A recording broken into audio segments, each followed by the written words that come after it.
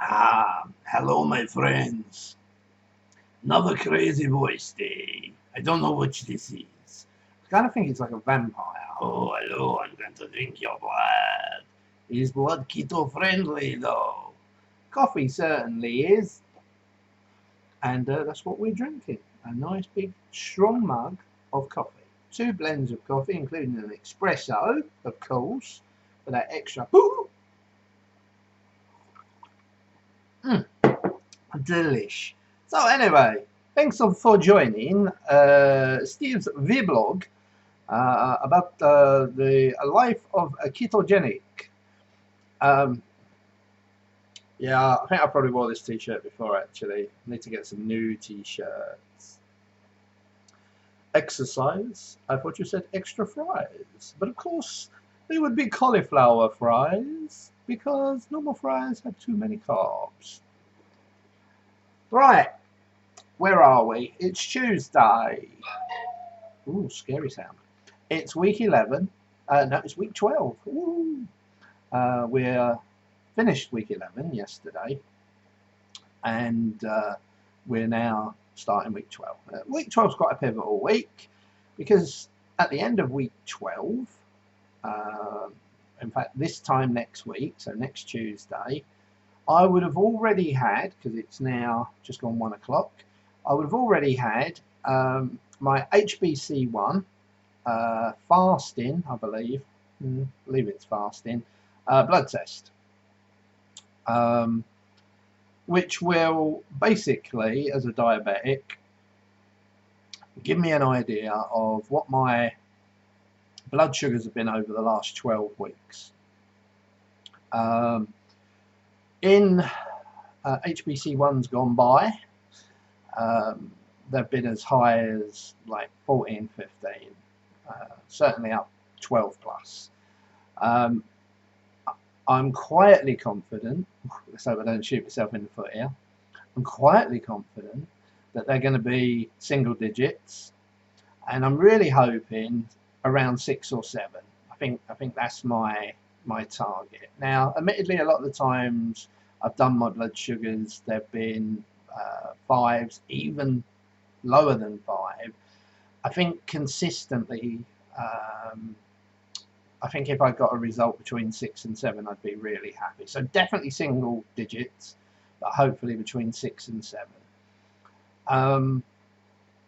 I think my reduction in my diabetic medication has finally kind of found, I believe, where I need to be.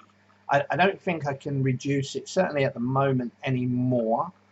I don't think there's anything else I can do that might change that. I can't really lower my diet. I think my diet's pretty spot on. I think my exercising is pretty spot on. I do take some supplements that supposedly help with the management of glucose and blood sugars. And again, going back, and I know this might be a little bit boring, going back to the fact that it is expensive to be healthy. I don't know if I'll always be able to take them supplements, vitamins and supplements. And who knows, if I stop taking them tomorrow, would they have an effect on my blood sugars? Would I need more medication? Would my blood sugars go back up? Sorry, just trying to correct the wonky glasses again. So we'll see. But yeah, I kind of think we've reached a plateau with reducing the diabetic medication anymore. But remember, as I've stated before, we brought the medication down by over 50%. I've totally eradicated the need for the slow release insulin, which was Lantus. I've reduced the quick release insulin, which is Humulin, from 24 units twice a day down to 10 units twice a day. So well over 50% reduction in insulin. And even the glycoside and the metformin I've reduced by 50%. I've halved the dose on both of those. So I'm really happy with how things have gone coming up to week 12 and my first HbC1 test. One of the little things I did have a little moan about, and yeah, still there, I would like to lose more weight. It is number 5 on my list of reasons I'm doing this, so not at the top. The ones at the top I have achieved, you know, certainly the blood sugars and certainly the reducing of the medication, which was 1 and 2. I'd still say that the cholesterol and the blood pressure are a work in progress, and we'll definitely are improving, but I think over time we'll do even more so. And number 5 was losing weight, but I just think I thought I'd lose a little bit more weight. I think one of the things I have to acknowledge is that I've not been able to achieve ketosis maybe as well as I should have done, and as well as other people have. So that's again something that's a bit of a work in progress. I've got a plan that I'm hoping to implement in October for 1 month, and to see if that helps. And if so, obviously I'll report. Well, I'll report on it either way, good or bad. But again, it is something that unfortunately will be an additional expense. And again, how long I can do it, I don't know. So we'll have to wait and see. I guess the solution to this is either win the Euro Millions or get the new business up and running and actually not have to worry about money. So I'm actually looking for something, and typically it's the last place I look. So yesterday was the end of week 11, and I weighed in. So now, unlike the last couple of weeks where I've done it as an unveiling, I've not looked at the result and I've done it on the video. This time I already know the result. I was frustrated last week because the week before last week I was on 18 stone, and I really hoped that I was going to go into the 17s, the 17 hit, you know, go into the 17 stone mark, and I didn't. In fact, I was 18 stone. And this is going to get a little bit complicated. Because I didn't go to the gym 1 week, I had to weigh in on a scales in Boots, and on that scales I was 18 stone 2 weeks ago, and I was 18 stone last week. However, I did also weigh in on the scales at the gym last week, and I was 18.1. So I definitely didn't make the 17s.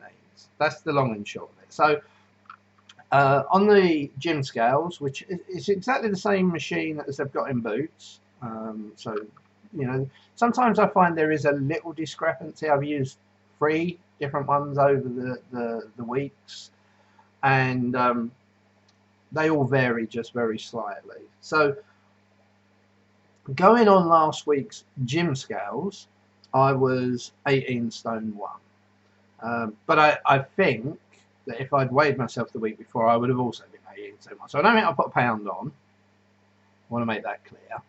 I just think there was a discrepancy between the boot scales and the gym scales of about a pound. In fact, looking at it again in more detail, I don't even think it's a pound, because the boot scales made me 114.7 kilograms, whereas the gym one made me 114.8. So there was a slight difference, but you know, for me it wasn't a whole pound. Being pernickety now, I think. So this week, went to the gym on Monday, yesterday, and I weighed in. Now, this is the funny thing. The 2 weeks before, where I hadn't really lost as much as I anticipated I was going to lose, and the reason why I anticipated I thought I was going to lose was the fact that diet had been spot on, gym and exercise at home had been spot on, and my ketones had actually been quite high, or as high as they've been, in that 1.5 to 3-ish bracket. And yet I had very minimal weight loss. Ironically, this week kind of doesn't make sense almost. I actually think week 11 for me was a bad week. I don't think I trained as much as I did the 2 weeks before. I mean, one example would be I only made one gym session last week, whereas the 2 weeks before I'd done 3 on both occasions. I'd kind of skipped even a little bit on the home exercise, where I was doing 2 34-minute bike rides a day, which roughly equated to like a 6.5 mile bike ride. This week, or week 11, sorry, just gone, I'd only done 2 days where I only did 1 session. Now, admittedly, on both days I clocked 7 miles or more, just over 7 miles. It's a lot different from the 2 bike rides that probably accumulated to like 13 miles. So I really felt like last week I hadn't hit the exercise. My diet had been a bit iffy because I had a couple of little treats. Sunday I had potatoes. I can imagine all the keto people out there now frying things at the screen. But yes, I had some potatoes. And I've got to be honest, after 11 weeks of not having potatoes, they were plain boiled potatoes. They weren't fried or anything fancy. But, oh my God, they tasted fucking amazing. But don't worry, we're still keto for life. And I also, in the week, treated myself to like a little Indian thing, little Indian meal. And that included tandoori roti, which is a form of bread. Yes, the bread word. So yeah, I didn't think last week particularly was a standout week. However, what do I know? I weighed in yesterday, and I'm now in the 17s. Whoosh. Now, obviously, the first thing I'm going to say is it's very important that I don't come back out of the 17s. That's like a new mission. Like, yeah, now we're in the 17s. It's the journey to the 16s. But not only am I in the 17s, I lost, well, if I judge it on kilos, I lost 1.5 kilos. So if I'm looking at pounds, it's telling me that I'm now 1711. So I've gone from 18.1 to 1711. Quick maths tells me that's 4 pounds, but if we look at the kilos, it's suggesting it's not a whole 4 pounds, but 1.5, which is 3.3 pounds. Splitting hairs, but if I'm going to be pernickety one way, I have to be pernickety the other way. Either way, it is jointly the best week. In fact, I think it is the best week, because I think, actually, thinking back, the last time I lost 3 pounds, that was actually over 2 weeks. So to lose just over 3 pounds in 1 week is fucking amazing. So 1711. Now, the only downside, and again, this is like a scratchy head moment, is my body fat percentage went up by 1.4%. What's going on? So I don't know. I don't know what happened there. Body fat up slightly, weight down for nearly 4 pounds. It's great. But I don't like the fact that my body fat's gone back up to 34.2%, where it was down to 32.8. It's a journey.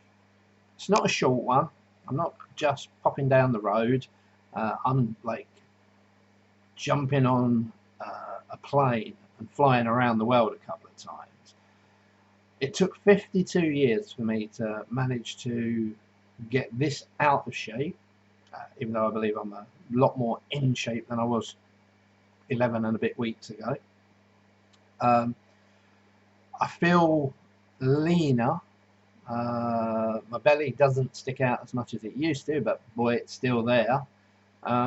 So this ain't going to happen in 12 weeks. It's not going to happen in weeks. It's not going to happen in months. It's going to happen in years. And I realistically love, I'm not sure if this sentence is going to make any sense. I would realistically love to be able to fast forward to 2 years down the road, the year 2021. and to be able to see what that Steve looks like in 2021. Maybe I've crashed and burned and I'm sitting here looking like Jabba the Hutt, twice the size I am now, and they have to airlift me out off my bed because I'm bedridden. No disrespect to people that are in that place. That did sound pretty callous actually, and I apologise. Oh, out of focus now as punishment. Whoop. Or did I make the success that I hope I have? Have I got down to my target weight of 14 stone? That's the ultimate goal. Or am I somewhere in between still? Am I still a year away from reaching my ultimate goal? You know, it's not got to be 2 years. It's a life change that I've made. But yeah, now's the time to certainly celebrate the 17s and understand that, you know, that's really the start of the journey to the 16s. I would love, I set a target a couple of weeks back of 16.4 by Christmas. The fact that the very next week I hadn't lost an ounce didn't bode well. I don't know. Let's see how close we can get. Let's see what October brings with this new idea. I'm kind of having when I say an easy couple of weeks, what I mean by that is I haven't got all of the stuff in to really think of myself as being on a real strict keto diet. You know, I'm about to run out of MTC oil, and it's 18 quid a bottle, and I'm going for about 2 bottles a month, and it's 36 quid I could spend on other things. So I can't do the whole keto trip for the rest of September basically, but I'm gearing up for a super October. I'm looking at buying some Perfect Keto products. That's actually a company, Perfect Keto, and I'm going to buy a couple of things that hopefully will push the envelope when it comes to the keto side of my training, and I'm going to see what that does for a month. If I can get my keto readings up, and if I can get my GKI readings where I want them to be for a whole month, and see if I can start to lose a consistent 2 to 3 pound a week with the ketogenic optimized, if that makes sense. But if we don't, we live and learn. We tweak, we try, we evolve. All them corny things sound like a fucking film now. But yeah, we'll see how that goes in October, and obviously we'll report more. As I say, next week, this time next week, we would have had our HbC1 test, and then the following week we have a meeting to get the results on, I think it's the 1st of October, off the top of my head, I think it's the 1st or the 2nd of October, to get our results. We're meeting with the diabetic nurse, which will be the first time we've met this new diabetic nurse. I thought I'd be meeting her way before this, but for some reason that hasn't happened. And I'll also be arranging to see the doctor that I see for my diabetes as well, because I'm quite looking forward to him seeing the results. I'm not saying he was skeptical, but I told him about 12 weeks ago that he'd better go out and buy a big gold star and get ready to give me it when the results come in from the next HbC1, because I told him I was going to smash it, and I think the results will show that, will confirm that. So yeah, the next couple of weeks, finishing off my first 12-week period before my HbC1 test. There will be another 12-week period just ahead of Christmas. I think it does pretty much end the week of Christmas. So whether I can get an HbC1 test at that time, I'm not sure, but I'm sure I will be able to. So that will be nice to finish that second. It's like quarters, 12-week, 3-month, whatever you want to call it, like quarters. So first quarter's coming to an end. I'm very optimistic of what the results will show and will prove the hard work that's gone into it. And then it's starting the next quarter.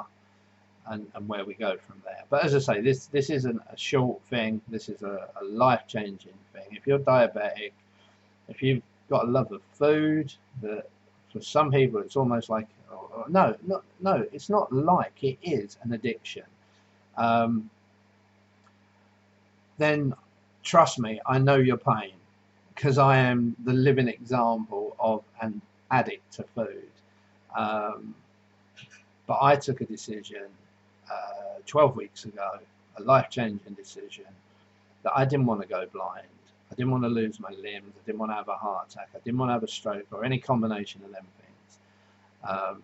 So even though I was stupid and ignored my diabetes for 15 years, now I took the decision, if I was going to see another 10 years, another 20 years, and have a quality of life where I could enjoy those years, that I needed to do this.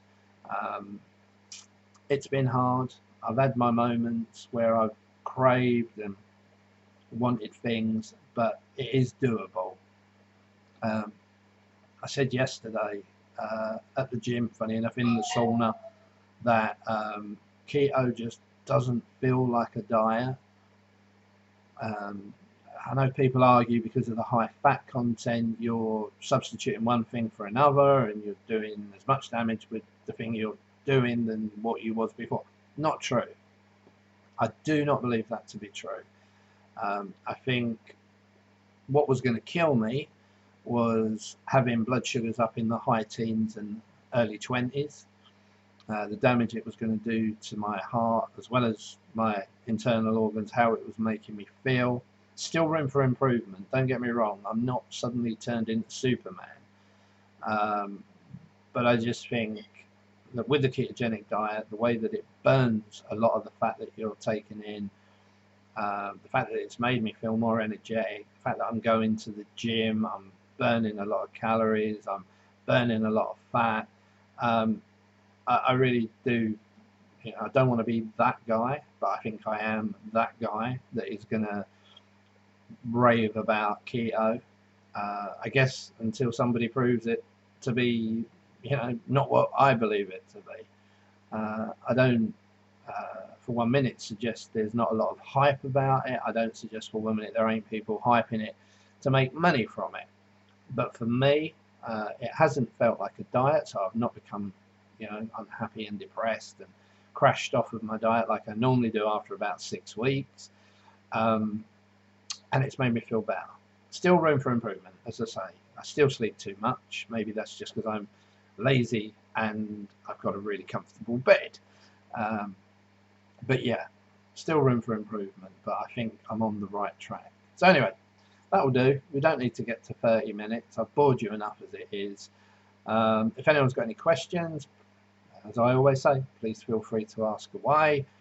And I'm not suggesting I'm an expert and I'll necessarily know the answer. Maybe I'll be able to point you in the right direction. Maybe I'll be able to give you my opinion or what little knowledge I've already accumulated in regards to diabetes and keto and ketogenic diet. But anyway, so everyone stay safe. Big kisses and hugs from the guy who's not as fat as he was 12 weeks ago and is loving life. And it don't get no better than that. If you can love life, you love yourself, and you love your life, then you're moving in the right direction. So keep cool, everyone. And I will post next week. Again, it will be probably Tuesday or Wednesday. But yeah, we'll speak soon.